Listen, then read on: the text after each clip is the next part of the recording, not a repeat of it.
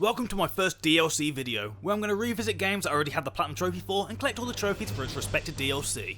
And I wanted the first video to be on my childhood favourite game, Marvel Ultimate Alliance.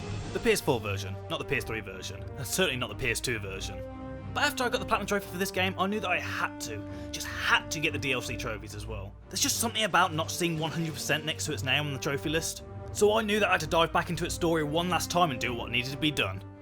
The DLC itself doesn't add any new story, but instead adds 8 new playable characters: Cyclops, Nightcrawler, Hawkeye, Hulk, Venom, Sabretooth, Magneto, and Doctor Doom.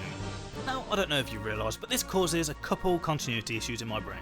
One of which is that you're playing as Doctor Doom, trying to stop Doctor Doom. The second is that if you choose to kill Nightcrawler in Mephisto's realm, then everyone will mourn for him, even if he's standing right in front of them. Having him as a playable character in my mind makes Nightcrawler's death completely void, because you know, I'm playing as him. I guess the only explanation that I'm willing to accept is that both Doctor Doom and Nightcrawler are from a different universe, which is good enough for me to look past it. To be fair, most of the characters felt unique to play with. Nightcrawler can teleport, which isn't completely helpful in a fight, but it makes getting up high places easier. And I couldn't help but notice that Doctor Doom and Venom have a different way of grappling people. Where other characters would hold enemies in place and hit them, Doctor Doom just holds them up with one arm and crushes their throat, and Venom just gives them a nice big hug. I don't know if I was just unlucky or if it had anything to do with me using DLC characters, but every now and then a pink and yellow screen would pop up during a load screen, and even weirder it would appear instead of an environmental effect. It was worrying at first, but after a while it became so absurd I couldn't help but just find it funny. It's in my code. You telling me they don't look at me like the mother glitch? Okay, but onto the actual trophies. There are 2 types of trophies on the list: costume collecting and specific character interactions. There are 4 instances where you need to have an interaction with an NPC as a DLC character, and the thing is you can't just waltz up to them and trigger the trophy. You have to wait for a specific moment in the game and hope that you got the right character equipped, or else you've missed that opportunity. It's even more annoying when you're using the right character and you come into contact with the right NPC and nothing seems to happen. For some reason Cyclops and Jean Grey don't have much to say to each other here, but then they do 10 minutes later.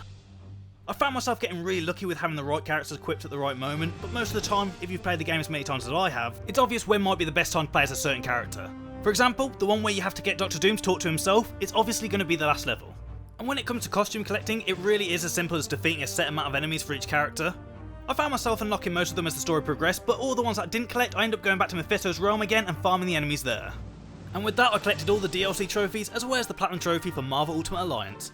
I definitely enjoyed doing it, and it was nice to replay the game again but with characters that I would never have played as before. And overall it took me about 5 hours to get through it, which really isn't that long. So if you was lucky enough to get Marvel Ultimate Alliance before it was took off the PlayStation Store and it was something that you've been wanting to do, then I'd definitely recommend it.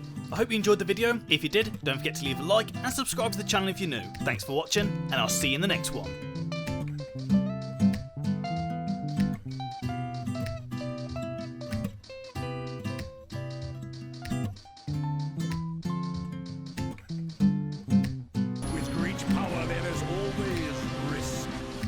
I think Spider-Man will have something to say about that.